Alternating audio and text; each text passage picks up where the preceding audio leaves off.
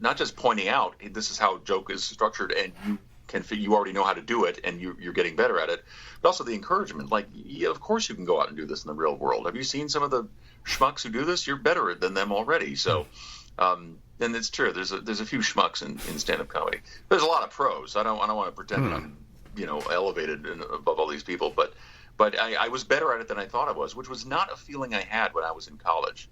I really had no plan or no idea how to get better, and that's why I hit the wall and just stopped, because I was making no progress. But with this, and ever since then, I've consistently had a sense of how to get better, and that's what's kept me going. And I've been met with some successes, and I enjoy it.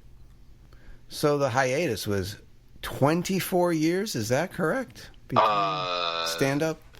About that, yeah. Yeah, it was about 24 years, and I didn't think of it as a hiatus. I didn't think you were coming back. Yeah, I'll show you. I didn't think of it in those terms. I just thought, well, this isn't for me. But what you realize as the years go on is that you change. And for me, I mean, I can't speak for other people, but for me, I think that's normal. But I've my sensibilities have changed. My tastes have changed. In the past, I've also gravitated to things just because there was a certain level of avoidance that suited me, that served me in that time. For example, I went through a phase a while ago where I was writing freelance articles for magazines, and I made a few bucks at it. I didn't make a living at it, but I made some money here and there. And I enjoyed it. But I didn't love it. And I think one of the things about that was that because it allowed me to avoid performance, there was something about performing that I was uncomfortable with or afraid of, or maybe show business bothered me. It still bothers me. I can't figure out the secret handshake to this crazy business, but it allowed me to try something else where I had a certain amount of control. And the big question for me, which I'm still wrestling with, is how much of the decisions we make are organic. For example, a lot of the things I'm doing right now are Lone Wolf McQuade kind of things, like stand-up comedy and public speaking I'm getting into. I self-published a book.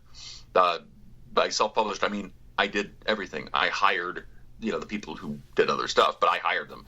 There was no publishing company.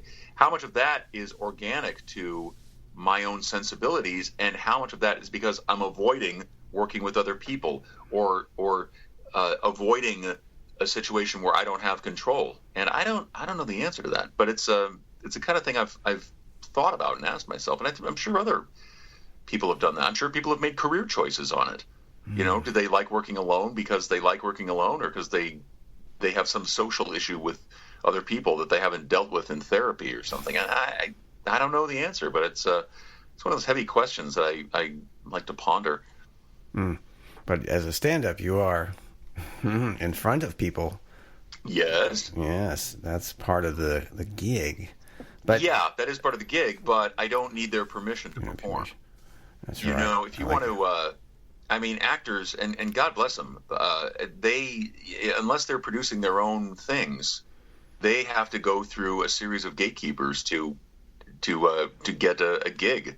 And it's a tough way to go. And I think with acting, as with anything else, the key is you need to love it. I've heard this over and over again, particularly from actors. The sensibility. I heard Joe Mantegna, in fact, say these exact words when he discovered acting as a teenager, or maybe as a college student. He said he decided nothing else would do. Those were his exact words. That's something that hit him at a certain age when he was young. He said nothing else would do. And I'm realizing this about myself. The problem is nothing else is doing. Yeah. Most of the things I try, it's like, I don't like that. I don't like that. I don't like that. But I'm finally getting to a place where I'm not only more confident, but I'm more content with the journey and the process. I'm not focusing on results. There were a lot of things I tried I would do for 2 years and say, well, I'm not getting results, so screw this. But then I'm realizing, well, not so hasty. Maybe wild success should be hard to attain, because if it were easy, everybody would be doing it. As it is, it's difficult, and it still feels like everybody's doing it. So you're gonna have to have a certain amount of intestinal fortitude and consistency here. So I'm sticking with the stand-up. Got to let go of the results. She's advice. Yes. I read that. Actually, I even think Jennifer Aniston. People were asking, "Do you have any other plan B?" She says, "Nope, no way." Yeah, that's it. I want to stick with the acting. It's another thing I've heard is burn the bridges or burn the boats. I've heard that. Yeah. That's a wartime phrase. Get across the river and burn the boats. You're not going back. You're going to go into enemy territory and you're going to win. So that's that's right there with leap and the net will appear. It's kind of a scary concept, but it sure is. It seems to work for a lot of people. So is it really that ethereal? Is it really that mysterious? Because if it works for that many people, maybe there is something scientific about it. Well, there's also, the point where artists say, man, I can't do this anymore. A lot of them give up. I frequently ask that of my guests, why do you think they give up? Why do artists give up? Yeah. In any form, whether it's acting, painting, comedy, writing. Oh, I think for a lot of them, it's they never tried something before, and they at least wanted to try it. And upon trying it, they realized, well, the business end of this stinks, or I'm not as good at it as I think I am, or something along those lines. I think if you've never tried something, you have a tendency to romanticize it, and once they try it, they go, oh wow, this is really hard. This is how to be a drummer. You just have to go whap whap whap whap whap whap whap whap whap to a metronome for 6 hours a day before you become a drummer. This sucks. I don't want to do that. So I think there might be some truth to that. And there's also family pressures. I mean, it's a lot harder to commit to something when you're married and you have children and the mortgage and all that stuff. So I'm sure that's a big one too. But that doesn't mean you can't do it avocationally. That doesn't mean you can't do it in the carve out some moments during the day or during the week where you can do it, even if you're not going to become a millionaire. Well, so what? Just do it because it provides a measure of satisfaction for you. I finally realized that writing jokes anyway, not magazine articles so much, but writing jokes and essays also and blog posts. These are I like doing these things. Even if nobody reads them, it cheers me up. It just makes me feel better. So I think there's value in that. Even if, if you paint a painting and put it in a closet and no one sees it, it's still a painting. It's still art. So create anyway, just because it feels good. Like exercise, maybe it just makes you healthier. Also, in a way, it's something that you have inside you and you have to get out. And there's a release of that energy. I mean, even if it's writing something, drawing something, I know that's worked for me in many cases. Dance. Some people like dancing, even if they stink at it. They're just like, okay, well, get it out. You clearly have a physical urge to do this. And you never know what you might find. Try writing a novel. Try painting something bigger than, 8.5 by 11 drawing. Try a mural. What the hell? You might be the world's greatest muralist, and you didn't realize it. Who knows? Awaken something within. All right, let's do a little backpedaling here. Okay. So during the time you stopped the comedy, the improv, was there any other things? You said writing, was that during? Between that time? Was it sitcom for all writing those too? years, I did try sitcom writing also. It was one of those things that people said, you'd be good at this. And I thought, really? Okay. Well, I tried it. I wrote several, this is back in the days when you would write a spec script. The way to get into sitcom writing was you'd look at an existing sitcom and you would try to write a sample of that and then pass it around town to prove to people, look, I can adapt to other shows. And that was the way in. I eventually stopped doing that. I didn't like the process that much. I was struggling with it. It wasn't my longest and strongest suit. I'm not above admitting that the reason I didn't make it is because I wasn't that great at it. I wasn't bad, but I wasn't great. And in a town full of unemployed writers, some of whom are great, why would you hire a guy who's not bad, particularly a guy who had a chip on his shoulder and was bitter and depressed? It was I can see why that was a hindrance to my career as a sitcom writer. Then I also got into essay writing. That was something I enjoyed doing. I ended up writing a book. Is that L.A. Nuts? That would be L.A. Nuts, yeah. What's that about? That is about crazy people in L.A. It is a 9,000-page book.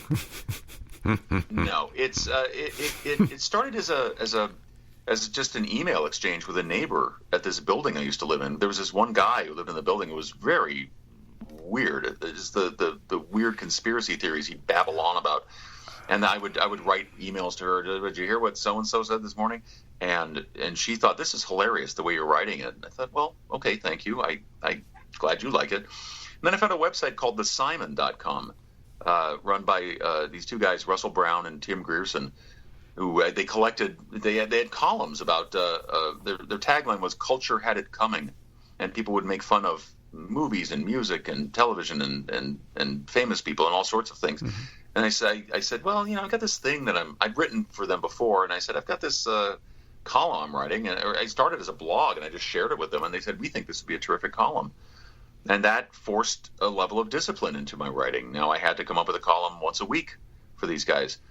So I ended up writing the column for 2 years. It was once a week for the first year, and then I went once every other week, and then after about 76, 78 of these, I thought, I don't know if I have it in me anymore. So I wrote them. I did that, and I was glad to do it. And then I asked them if I had the rights to self-publish it, and they said, yeah.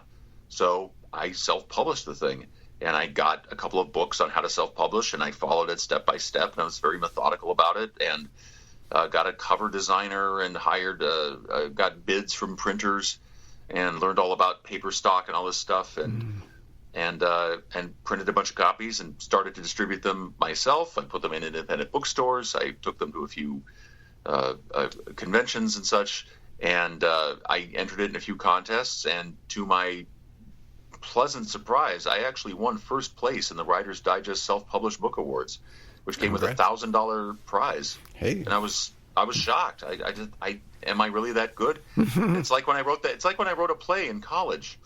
I didn't think I was that good at it, but everybody loved it. Yeah. And I really? Am I that good at it? So it's another tricky thing trying to figure out, are you good at something? And, it's like that message, just because you're new at it doesn't mean you're automatically bad at it. So, just another reminder to artists, try something. You might be better. This happened to me when I first tried acting.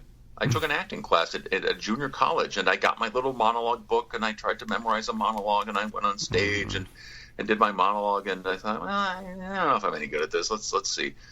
And the first thing the teacher said to me was, okay, you've done this before, haven't you? Wow. Yeah. And I thought, no, you talking I haven't. to me? I just said these words in a way that seemed reasonable to me. Something that seemed like it made sense, seemed believable. And so that was that. I kind of hit a ceiling with acting too. I don't think that's my strongest gift, but and I don't know if I really love acting. I like it. I like being entertaining. I don't know if I'm. I take other directors' word for it when they say, "Hey Joe, you'd be good at this role." I say, "Okay, I'll do that for you."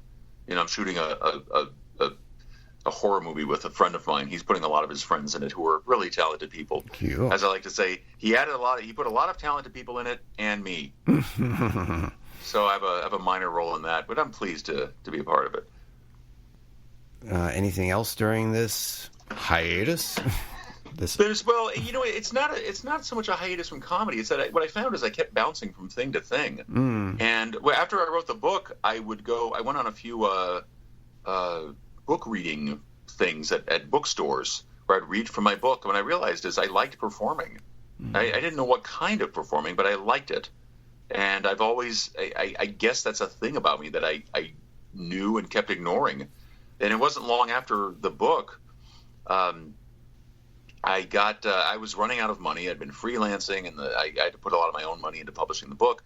And then I ended up with a full-time job. This is the beginning of 2011. And it was the first full-time work I had had in years.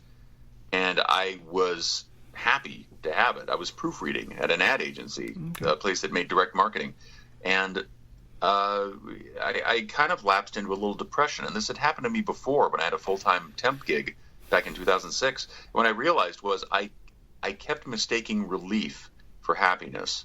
I was relieved to be making money, but I wasn't happy because I thought, okay, I'm getting, I'm paying for my monthly budget here, and I'm getting out of debt or already out of debt, and I'm just starting to save more money. And then it wasn't long before I'd say to myself, okay, now what?